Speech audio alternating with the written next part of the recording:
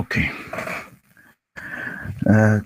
Cough antiphomosis is one, cough in general. Cough is a very common symptom, and we should always have a clear understanding of how to approach a patient presented to us with cough, so that we can solve the patient problem.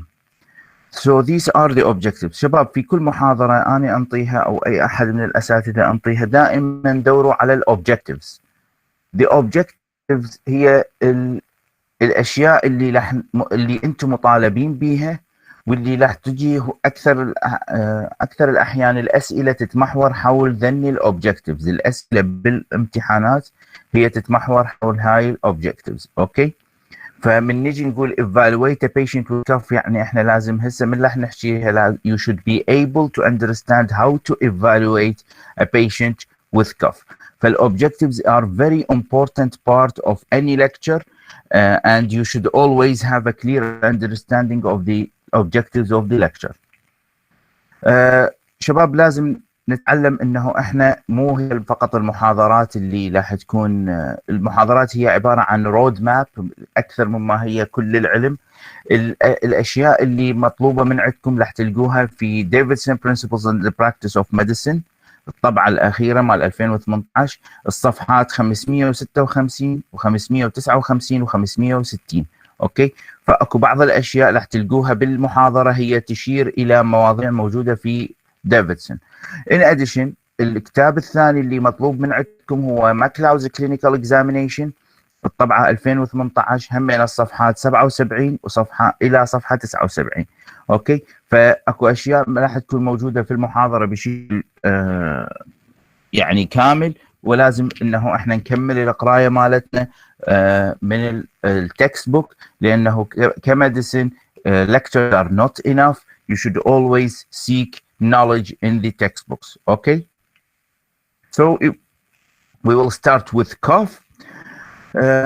What do you know about cough? اي واحد يحب يشارك ايش تعرفون عن الكف؟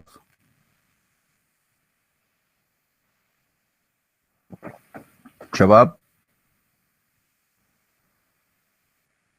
دس اي يلا شباب، منو عنده معلومة عن الكف؟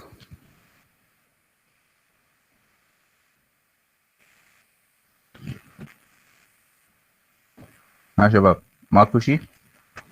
nothing؟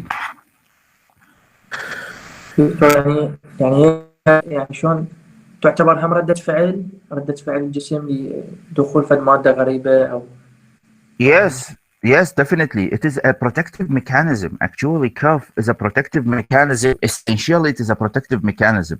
Protective mechanism شنو؟ Protective mechanism الفورم bodies اللي ممكن تعبر إلى ال respiratory tract. Okay, it may be a reflex to let's say irritation of the airways. Okay, irritation somewhere in the respiratory tract ممكن يسبب لنا هذا الكف. It is a reflex mechanism. It is a reflex mechanism. So what we need is to understand that it is the cough not always a bad thing. Okay, sometimes it is a reflex mechanism. So the cough is, and in general cough is the most common outpatient symptom. يعني المريض اللي يجي تقريبا إلى 40% خصوصا في فترة الشتاء، المرضى اللي يجونا للاستشارية الباطنية جنرال هم they are complaining of cough. بالنسبة للاستشارية التنفسية طبعا الأرقام أعلى. زين، ف this is very important topic. يعني الكاف لازم نعرف نتعامل وياه بشكل دقيق. The definition of cough, it is a reflex expulsion. Okay, reflex expulsion. It happens when there is a forceful expiration against a closed glottis. Okay, forceful exhalation against a closed glottis. يعني راح تنسد الجلوتس و forceful exhalation وعلى غفلة يطلع. That will result with the characteristic sounds. What is the mechanism of cough? The mechanism of cough is very complicated. It involves many factors. It involves factors within the respiratory tract, like in the larynx, in the bronchi, اللي راح تسوي لنا ممكن they sense an irritation. راح يجي الانبوت يجي للسيربرال كورتكس. the cerebral cortex اما يعطينا voluntary pathway. اوكي voluntary pathway بحيث واحد هو يقحقح نفسه. اوكي ف it will result in cough. or there are involuntary pathways in the اللي هو نسميه reflex pathway اللي through the brainstem cuff center اللي راح يسوي لنا cough. فممكن الكف يكون voluntary process or maybe it is involuntary process. But in general the sense of irritation originates from the respiratory system.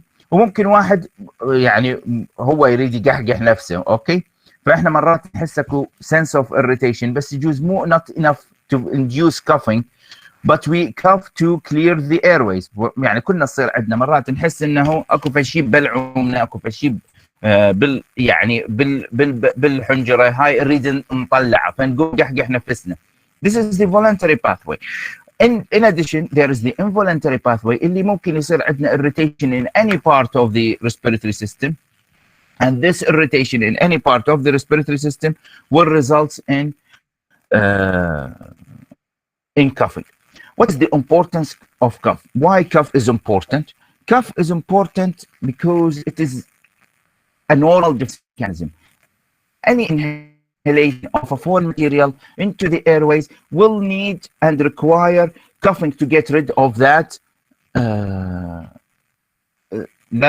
foreign material. فهاي أهم نقطة إنه it is a defense mechanism.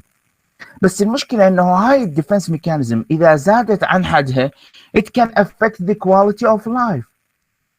يعني خلينا نعطي example. مثلا واحد أستاذ دا يدرس وعنده كف، فهذا كل ما يحكي حكايتين يعني اليوم ويقوم يقول، فهذا راح it will affect the quality of his job. اوكي ما راح يقدر يحاضر بشكل صحيح. Why?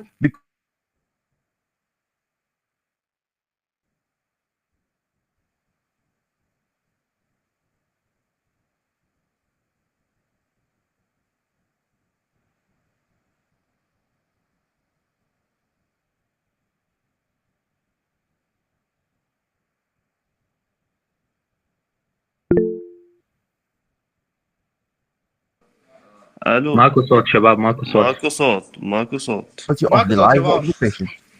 رجع العفو شباب، صوت واضح لو لا؟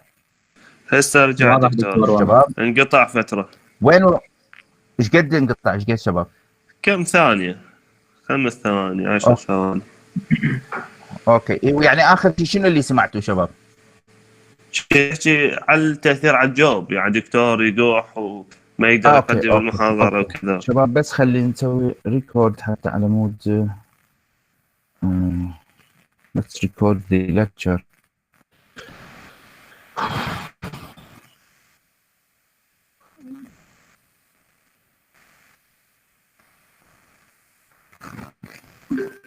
اوكي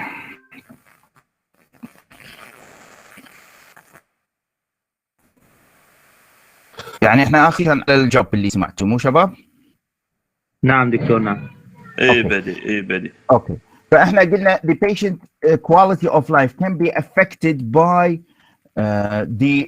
the presence of excessive cough. فممكن ياثر على الجوب of the patient، ممكن ياثر على السليب مال البيشنت، ممكن ياثر على السليب مال البيشنت. يعني هذا المريض اللي يقحقح هوايه بالليل ويقعد من النوم متكرر بسبب القحة ما راح يحصل enough sleep، فممكن خلال النهار يكون تعبان ما يقدر يشتغل ما يقدر يسوق، وممكن اذا دا يسوق ينام على الستيرن وبعدين يسوي حادث. فاذا if it is excessive cough it can affect the quality of life.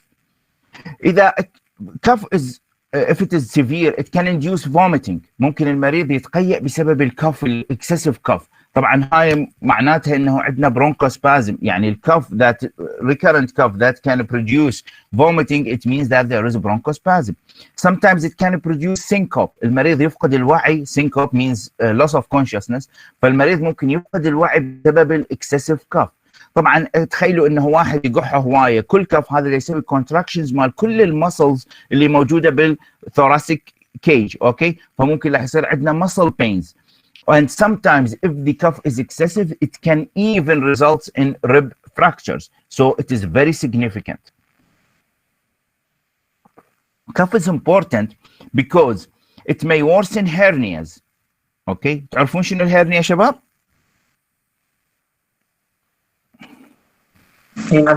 فتق دكتور. نعم بالضبط. فالبيشنت اللي يقح هوايه وعنده weakness in the abdominal wall ممكن يصير عنده hernia or worsening of the hernia. Someone with urinary incontinence may lose control of his bladder during cuffing. وهذا كله دائما تجينا مرضى من اللي عندهم severe cuff ممكن يقول انه دكتور انا المشكله انه من دا اقح هوايه ما دا اقدر اسيطر على الادرار، خصوصا بالفيميل. Also uterine prolapse ممكن يصير from excessive cuffing راح يصير عندنا uterine prolapse. اوكي، so these are important parts. هذا شنو اهميته؟ المريض اللي عنده كاف ودا يريدون الجراحه يسووا له عمليه مال هيرنيا لازم نسيطر على الكاف مالته بشكل جيد قبل ما يسووا له السيرجري مال هيرنيا. ليش؟ لانه اذا ظل يقحقح ورا العمليه راح ترجع السيرجري فتح وممكن يصير عندنا problem. So patient with cuff may have even complications in other departments of medicine. طبعا اهم نقطه اللي هسه احنا كنا دا نعيش بسبب يعني بهذا الوضع مالتنا it is cuff is a mode of infection transmission. تدرون single cuff in a patient with COVID, single cuff in a patient with COVID can expel around 2 million virus particles. 2 million virus particles. الفيرال لود اللي الواحد يحتاجها حتى يصير عنده انفكشن هي around 2000. اوكي، فده نلاحظ انه احنا ممكن single cuff will infect a lot of people. اوكي، if the patient is not attentive to where he cuff. فالcuff is a mode of infection transmission. كل respiratory infections in general they are transmitted by cuff. فالمريض اللي عنده كاف اللي عنده sneezing هذول البيشنتس they spread the infections more efficiently than others. Why? Because of the power of the cough. Some diseases can only present with cough. يعني المريض عنده مرض whether it is in the lung, whether it is in some other part of the body, and the only symptom is cough.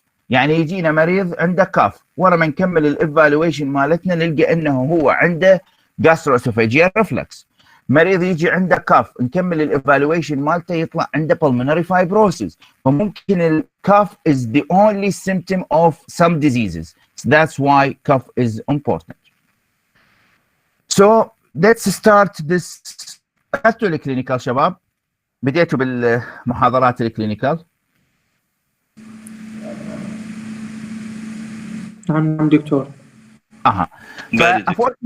A 14-year-old male presented complaining of cough. What are the questions you want to ask for this patient? أنت أسمع من عندكم شباب، شو تحبون تسألون؟ واحد إجاكم أنتوا طلاب طبية بعدكم إجاكم واحد يقول لي أو واحد من أقاربكم قال لكم يابا صارت عندي قحة، فشنو هي الأسئلة اللي تحبون تسألوها لهذا المريض حتى تعرفون شنو سبب القحة؟ أسمع من عندكم شباب. أول شيء duration of the cough.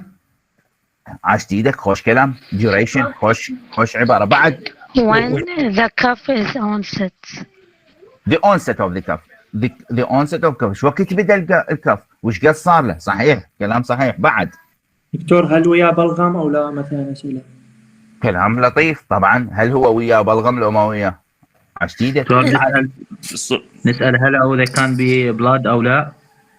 كلام جيد. اوكي so you all have a good idea about the questions. فأنا حتى أساعدكم بشكل أفضل يعني مو بس للكف، هذا اللي راح نعطيكم إياه هذا يستعمل على any symptom. أي symptom يجي بيها المريض إحنا عندنا هاي الخطوات اللي لازم دائما نطبقها لكل شكوى يجي المريض يشكوها إلنا.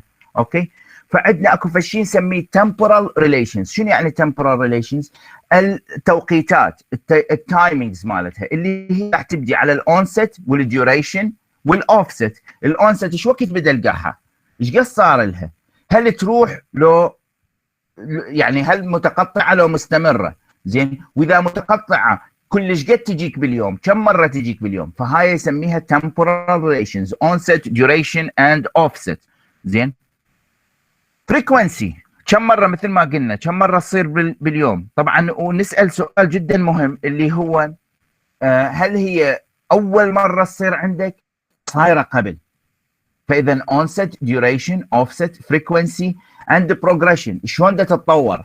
يعني مثلا يجي مريض يقول لنا انا عندي قحه صار لها 3 اشهر، هاي القحه صار لها 3 اشهر كانت تجيني بالبدايه مرتين باليوم وتطول لها تقريبا ثواني، هسه اخر شهر قامت تجيني 4 مرات باليوم 5 مرات باليوم. زين. وقامت تطول لها ساعه من تشلب عندي. اوكي، اذا هذا معناته شنو عندنا؟ صار عندنا بروجريشن. التايمينجز طبعا جزء من التمبورال ريليشن هو التايمينجز، هل هي اكثر بالليل اكثر بالنهار، فهذا نسميها شنو شباب؟ temporal relations. واضح؟ نجي السكند question is to assess severity of the chief complaint. severity شلون نعرف السيفيريتي؟ it is the effect of activities on daily living. يعني المريض مالتنا يقدر ينام لو القحه ما تخلينه، مريضنا يقدر يروح يشتغل عادي لو ما يقدر يروح يشتغل بسبب القحه، هل مريضنا من سبب القحه يقدر ياكل لو ما يقدر ياكل. اوكي، طبعا كل سيمتم هي نفس الشيء راح نعرف احنا السيفيريتي مالتها من نسال المريض شنو الاشياء اللي كان قبل يقدر يسويها وهسه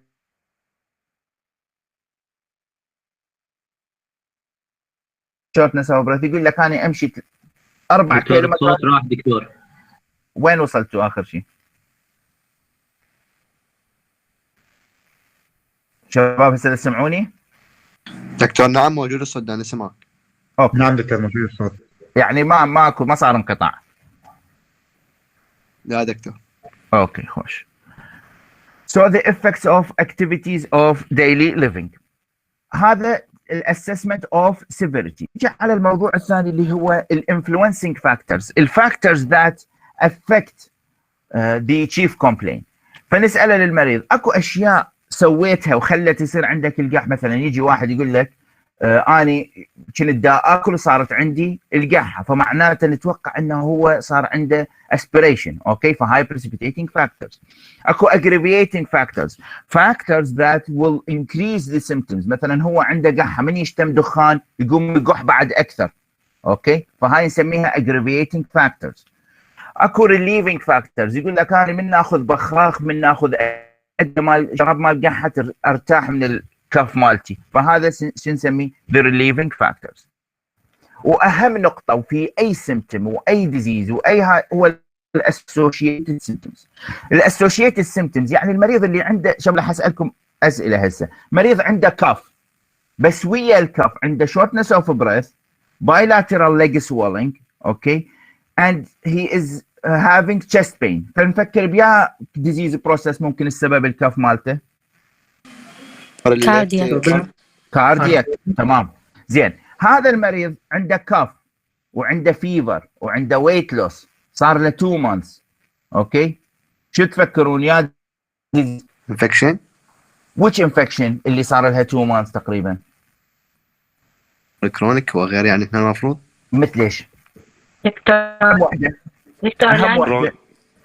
توبركلوسز. اوكي، مثلا مريض عنده كاف فيفر وسويتنج وصار له 3 أيام 4، فراح نفكر هم انفكشن بس something more acute، مثلا نمونيا. اوكي، نمونيا. So this is the importance of associated symptoms. كل associated symptoms راح تعطينا تشخيص للمرض مالتنا. اوكي. Now we will come in more details about cough. فالonset duration تفيدنا انه احنا نعرف الكف مالتنا acute, subacute or chronic. اذا اكثر من شهرين هذا نسميه chronic cough، اذا اقل من 3 أسابيع نسميه acute cough. In between it is called subacute cough. اوكي. الكاركتر اوف ذا كف، القحه مالته مال المريض شلونها؟ اكو نسميها bovine cough اللي يصير باي recurrent laryngeal nerve injury. زين، اللي هو تكون القحه يعني هيك مكتومه، هيك بالضبط هيك تكون. هاي يسموها bovine cough اللي يصير بسبب الريكرنت laryngeal nerve injury. تقدرون تعطوني اكزامبل على الريكرنت لارنجيال نيرف انجري؟ يعني شنو اللي ممكن يسويه؟ يسوي الفوكال كورد؟ اي اكيد هو راح يسوي، بس شنو اللي خلى يصير انجري للنيرف؟ دكتور ممكن سيرجيكال سكين؟ نعم واحد يعرف ثايرويد. لا ثايرويد بعيد يصير عنك. دكتور يصير بارالايزيز للمصل مالت يس بس شنو الميكانيزم؟ اكو واحد قال كارسينوما يمكن؟ لارنجيال كارسينوما، مو لارنجيال وانما برونكيال باللنج، لان هذا الريكورنت لارنجيال نيرف تذكرون ينزل لللنج ويرجع يصعد. اوكي، فالريكورنت لارنجيال ممكن ينضرب بيكوز اوف لنج كانسر، واضح؟ وممكن اذا ثايرويد كانسر همنا ممكن يسوي لنا اياها. الاذر كاركتر اوف كاف، زين، الاذر كاركتر اوف كاف يسموها براسي كاف، اوكي، اللي هي تكون زين انه كانما اكو بريشر على التراكيه. الويزي كاف اللي يصير ويا الاسما. دي ووبينج كاف اللي يصير ويا الووبينج كاف. اكو تايبس اوف كاف ان ريليشن تو ذا سايت اوف اوريجين. مرات من نسمع المريض يقوح نقدر نشخص انه هذا وين عنده الديزيز بروسيس. فمثلا repeated multiple bouts of weak cough اللي هو راح يكون الالفيولاي السورس مال الكف، اظن pulmonary fibrosis, pulmonary edema and pneumonia اللي هو راح يكون هالشكل. هاي الطريقه، اوكي، هاي ممكن pulmonary edema، ممكن pneumonia، ممكن pulmonary fibrosis. Repeated multiple bouts of weak cough. Cough is loud and with long pauses. هذا الكف اللي صوته عالي وياه لونج بوزز، هذا يصير من يصير عندنا سي او بي دي بيشنت يصير عنده كولابس اوف ذا سمول اير واي. راح يكون الكف بالشكل التالي. صوت عالي، اوكي، with collapse of the small airways. فوياه اكو نسمع، اوكي، نسمع هذا الصوت، فهذا يصير كولابس. فهذا الكف اللي يكون بالسي او بي دي. مرات يكون deep breath with 2 to 3 bouts of loud cough اللي يصير بالميديوم سايزد airways as in asthma.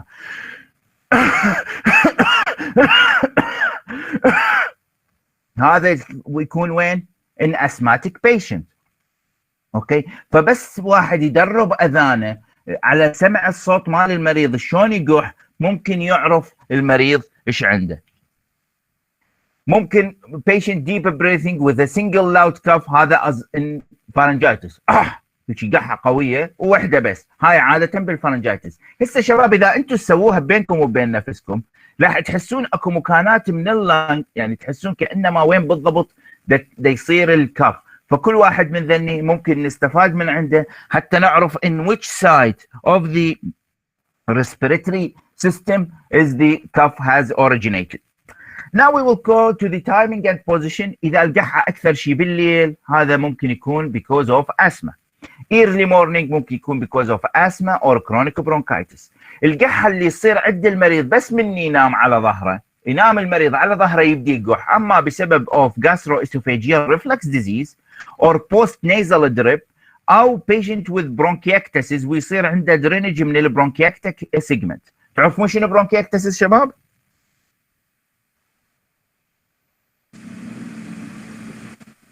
دكتور يعني يتوسع عند المجرى التنفسي؟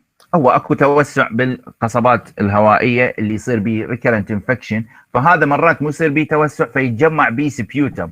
من يغير البوزيشن مالته بطريقه انه هذا المكان المتوسع يصير بمكان عالي يصير به درينج، ومن يصير به درينج ممكن يقوم يقح المريض. فاذا التايمينج اند بوزيشن از امبورتنت.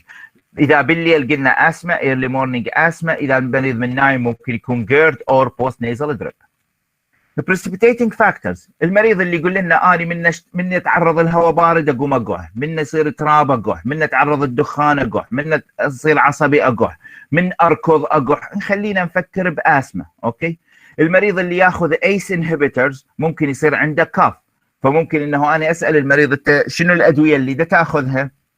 يقول لي انا دا اخذ ادويه مال الضغط. شنو الدواء مال الضغط مالتك؟ يطلع دا ياخذ مثلا ليزينوبريل، كابتوبريل. من نوقفهن الكف مال المريض مالتنا ممكن يروح. فهذا واحد من البريسبيتيتنج فاكتورز. ريليفنج فاكتورز، يقول لك انا دكتور اذا اتجنب الدخان، اتجنب التراب، اتجنب الهاي ما عندي قحه. فممكن هذا واحد من الريليفنج فاكتورز. ممكن المريض ياخذ انهيلر اوكي از ميديكيشن اور كف سيرب ويصير عنده relieving for his cough. Okay. We will ask about sputum production. Does the cough contain sputum? Yes, this is called the productive cough, as in respiratory infections and COPD. In dry cough is usual in asthma or interstitial lung disease. لاحظ لكم شغله، الاسماتيك بيشنتس يقولون عندنا نحس، يعني خصوصا مرضانا العراقيين عندهم تعبير يقول المرضى انا القحه مالتي يابسه بس احس اكو عبالك اكو بلغم عاصي بصدري واقح اقح اقح اقح يا دوب يطلع شويونه. فممكن هذا يعني من تسمع هاي العباره تفكر انه المريض از اسماتيك. اوكي، اذا اللي يقول لك احس اكو فشي بصدري بس ما دا يطلع، فممكن هذا يكون اسماتيك بيشنت. The color of the sputum is important. If it is whitish, it can be chronic bronchitis. Green or yellow, it is infection or inflammation. If it is blackish, ممكن بسبب التعرض للسموك. اوكي، فحسب الكلر مال السبيوتم ممكن نعرف المريض مالتنا ليش دي يحقح. طبعا مو بس الكلر of the sputum is important, the amount of sputum اللي هو اللي يجي large copious. شباب هاي العبارة copious الكلمة اوكي، من نلقاها كوبياس موجوده بالسؤال معناته المريض عنده برونكيكتسز. اوكي، من نلقى كوبياس معناته المريض عنده برونكيكتسز. اوكي، طبعا اذا الكميه قليله ومو كلش هوايه many causes can produce it. اكو نقطه مهمه، مو بس احنا نسال على الكلر على الاماونت، نسال على السميل of the sputum. اذا المريض قال لنا اني ريحه البلغم مالتي كلش ما طيبه، فمعناته هذا ممكن عنده lung abscess. فالfoul smelling sputum, this is important in lung abscess. What are the types of sputum? These questions I need you to read it in the book. Okay, what are the types of sputum? هذا تقروه بالكتاب شباب. This is a homework. A patient with asthma has complained that he had coughed up something strange. اوكي شباب، هذا مريضنا اللي عنده asthma. طبعا هاي الصورة my real patient. اوكي، coughed up something like this and he was very scared. He came to me asking advice. What is this thing that I coughed out of my chest? Okay. فوات از يور ريسبونس؟ هذا السؤال اللي حنزل لكم اياه بالكلاس روم. اوكي شباب، واريد تقولوا لي الاجابه عباره عن كلمتين. اوكي، واضح شباب؟ تمام دكتور، تمام. اوكي تمام دكتور، تدلل. اوكي. Now we will ask about the associated symptoms of a patient with cough اللي هي ممكن fever, weight loss, loss of appetite, if the patient is having hemoptysis, if the patient is having shortness of breath, if the patient is having chest pain. هاي الأسئلة مهمة لكل مريض عنده كف نسألها. ليش؟ لأنه these are red flags. Okay, these are red flags. المريض اللي عنده fever, weight loss, anorexia, hemoptysis, dyspnea, chest pain معناته ممكن يكون عنده serious condition، فلازم ياخذ حقه بالevaluation بشكل كلش دقيق.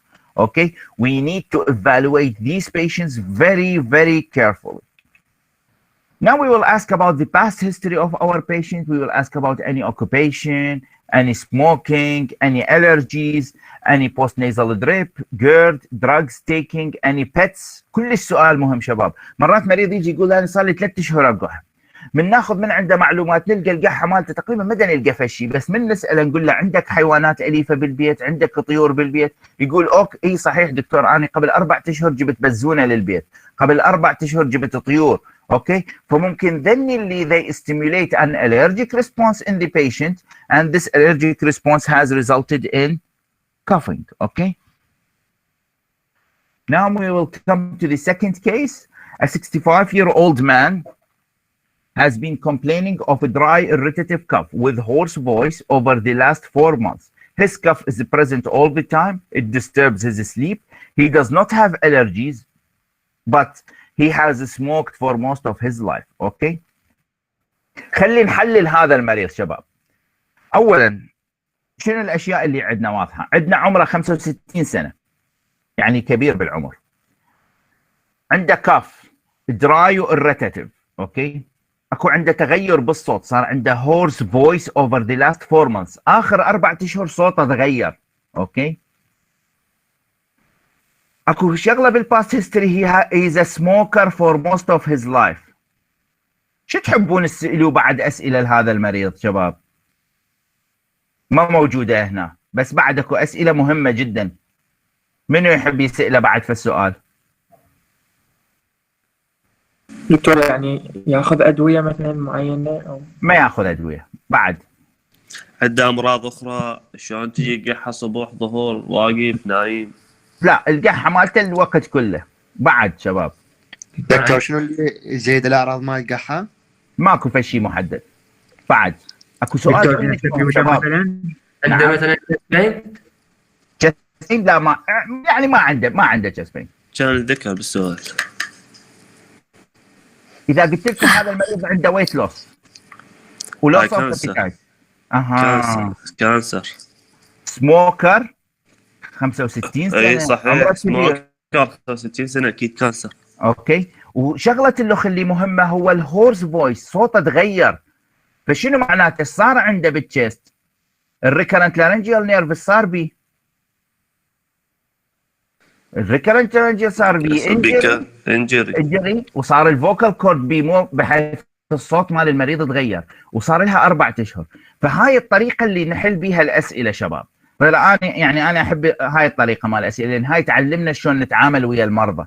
اوكي، يعني لا تتوقعون اجيب لكم سؤال مباشر انه عدد لي الاسباب وما ادري شنو، هاي ما احبها عاده.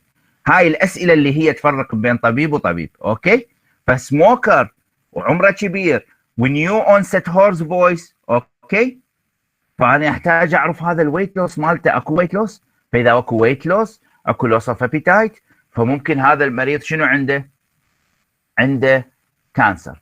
بس هنا السؤال احنا ايش نسال؟ نريد ندور شنو الاشياء اللي نشوفها بالاكزامينيشن مال المريض. فبنفس الشيء الكلينيكال اكزامينيشن ب3 اجزاء. الجزء الاول جنرال اكزامينيشن، الفيتال ساينز، وذين ذا ريجنال اكزامينيشن اللي هو يعني حسب المنطقه، مثلا نفحص التشست، نفحص الهارت، وات ايفر. بس المهم اكو عندنا جنرال اكزامينيشن، فيتال ساينز اند ريجنال اكزامينيشن. فin evaluating a patient with cough, you need to perform thorough examination for both general examination and local examination of the chest. The important features on the general examination, if the patient is having cachexia. Cachexia اللي هي شنو؟ weight loss. المريض إذا عنده هورنر syndrome. المريض عنده tachypnea, tachycardia, hypotension, the patient is febrile. On the chest, if there is reduced chest expansion, hyperinflation, dullness to percussion, bronchial breathing, crackles or wheezes. هاي الأشياء اللي ندور عليها من نفحص المريض. Generally, vitally, and local examination or regional examination of the chest. Okay. هذا المريض عنده هورنر سيندروم. اوكي، هذا المريض اللي قلت لكم عليه عنده هورنر سيندروم. هاي تشوفوها هنا الهورنر سيندروم. اوكي، drooping of the eyelid.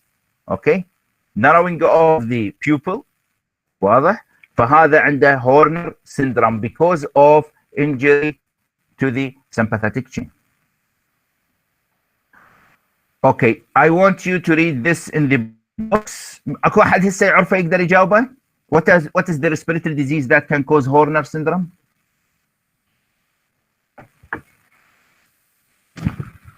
شباب.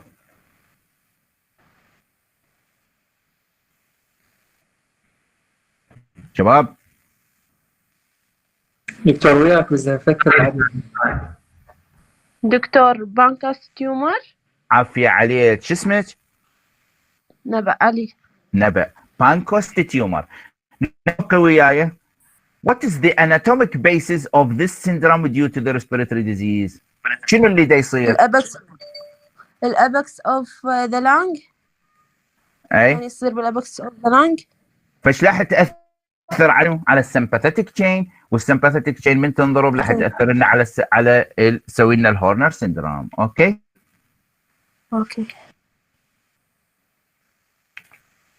الاكزامينيشن ممكن اوف ذا تشيست، ممكن نشوف انه اكو تشيست هايبر انفليشن، ممكن نشوف اذا البيشنتس هاف بلورال افيوجن. اوكي، راح يطلع لنا dust percussion.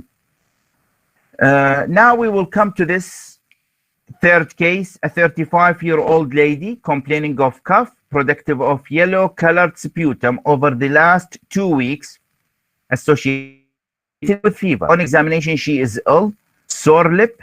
Her temperature is 39, respiratory rate 32, blood pressure 120/70. Chest exam reveals the presence of bronchial breathing. What is the most appropriate next step in her management? هسه هاي المريضة أخذنا من عندها هيستوري. أوكي شباب؟ عندها قحة، صار لها أسبوعين وياها سخونة. من فحصناها لقيناها المريضة سيمز ill، يعني تعبانة. عندها سور لب. من يعرف شنو السور لب؟ بالعربي شو نسميه سور لب؟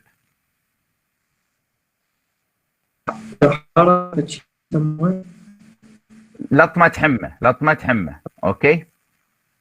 اوكي تعرفوها للطمة حمى؟ شباب تعرفوها ولا لا؟ نعرفها. فهنا التمبرتشر مالتها عالية، الريسبيرتوري ريت عالي. فهنا هاي المريضة ورا ما فحصناها، ورا ما اخذنا من عندها هيستوري وفحصناها، شنو اللي نسوي لها؟ شنو الانفستيجيشن اللي نسوي؟ شباب هي باعوا الكلينيكال ميديسن ب3 اجزاء. ناخذ معلومات من المريض اللي نسميه الهيستوري، نفحص المريض اللي نسميه الاكزامينيشن، وبعدين ندز التحاليل اللي مهمه للمريض. يعني انا حسب الهيستوري مالتي. هسه هذا شنو الهيستوري؟ سجستيف اوف وات ديزيز؟ ها شباب؟ دكتور نمونيا نقدر نقول.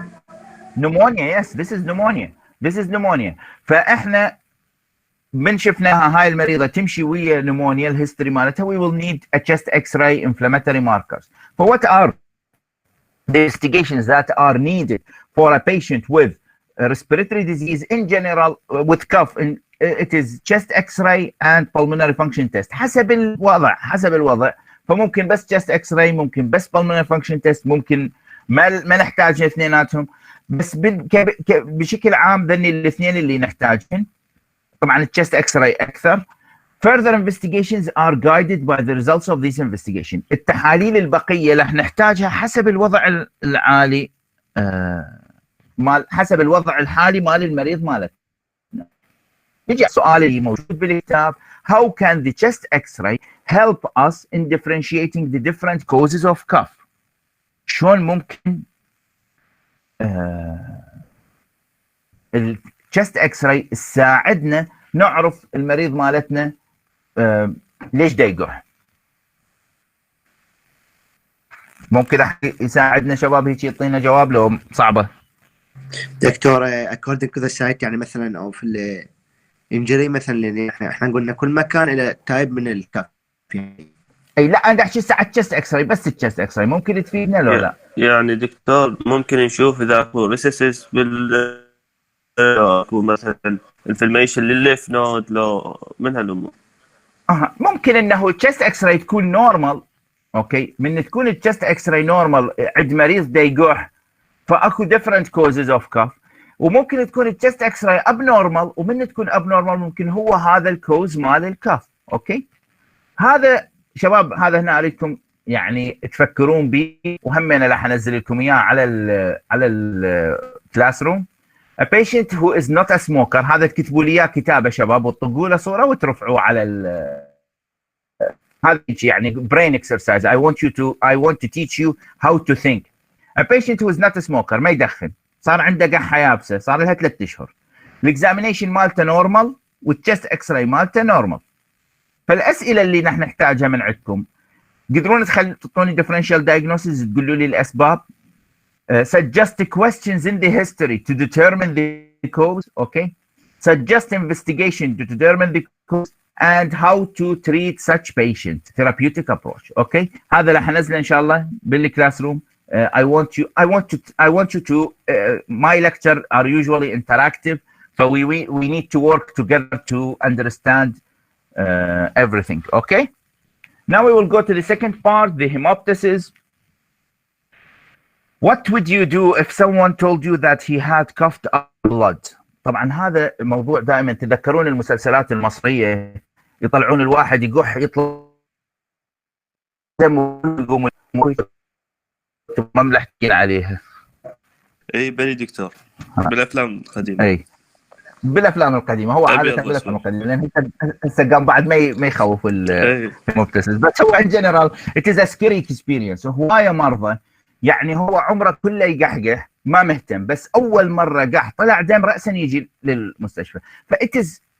it is a very grave sign. المريض يخاف من عندها، وانا كطبيب هم لانه اكو بها احتمالات سيئه، اكو صح common simple، بس لازم نفكر دائما انه what is the most common cause of hemoptysis? Usually it is chest infections, the most common cause of hemoptysis.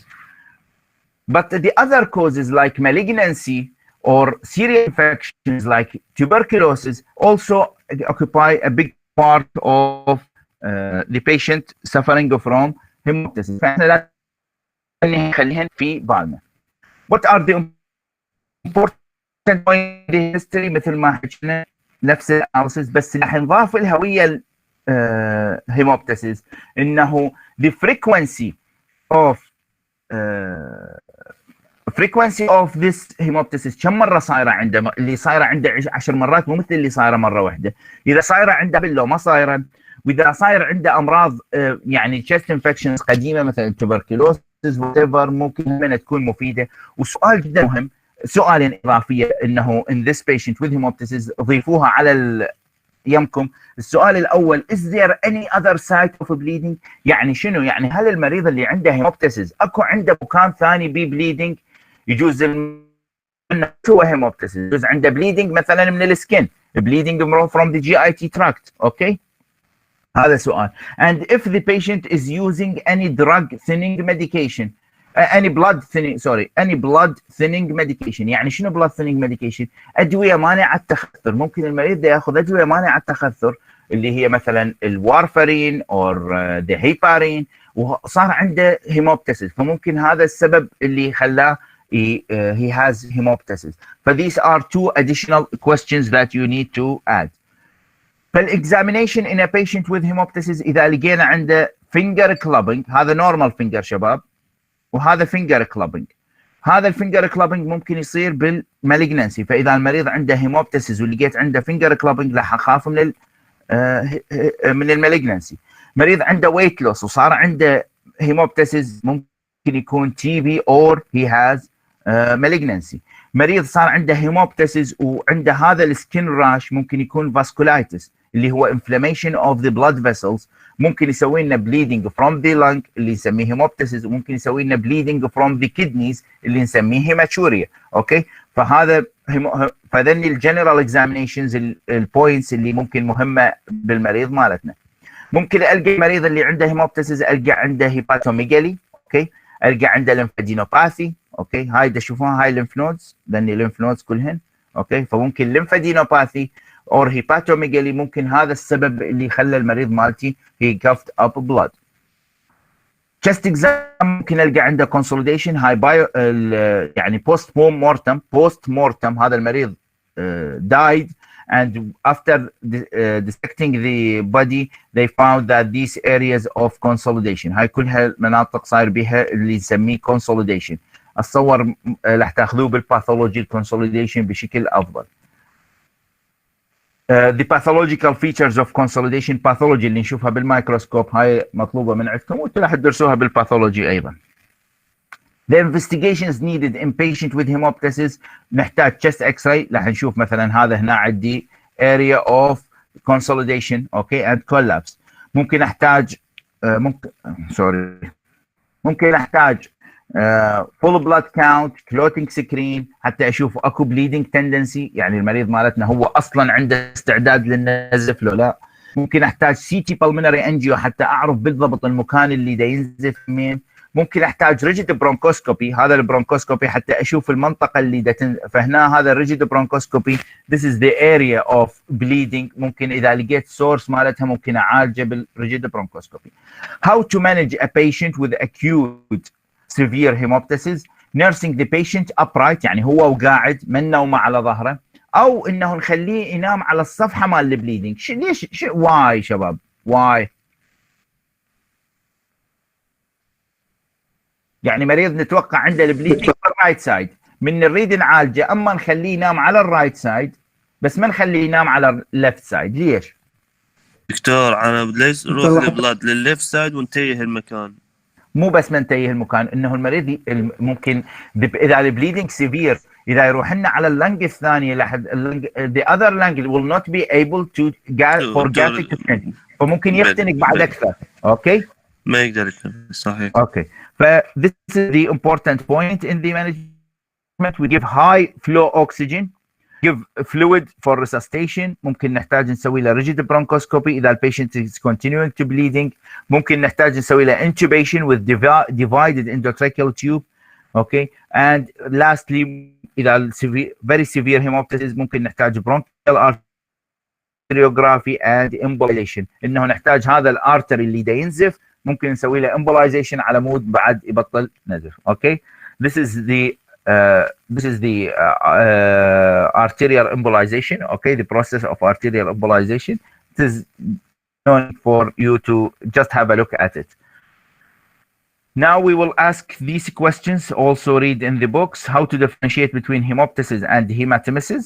Okay, هذا الكويستشن شباب راح تنسألوه بصف ثالث وبصف رابع وبصف خامس وبصف سادس، فمن هسه نتعلمه ونحفظه اوكي حتى يبقى في بالنا. هذا سؤال جدا مهم. اوكي اقدر اجاوبه؟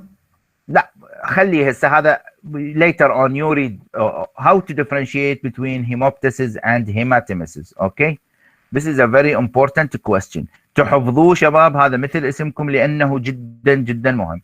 And what is the definition of massive hemoptysis? What is the definition of massive hemoptysis? هذا همنا موجود بالكتاب. Okay. If you are interested in broadening your clinical medicine, these are important books. They are very nice books.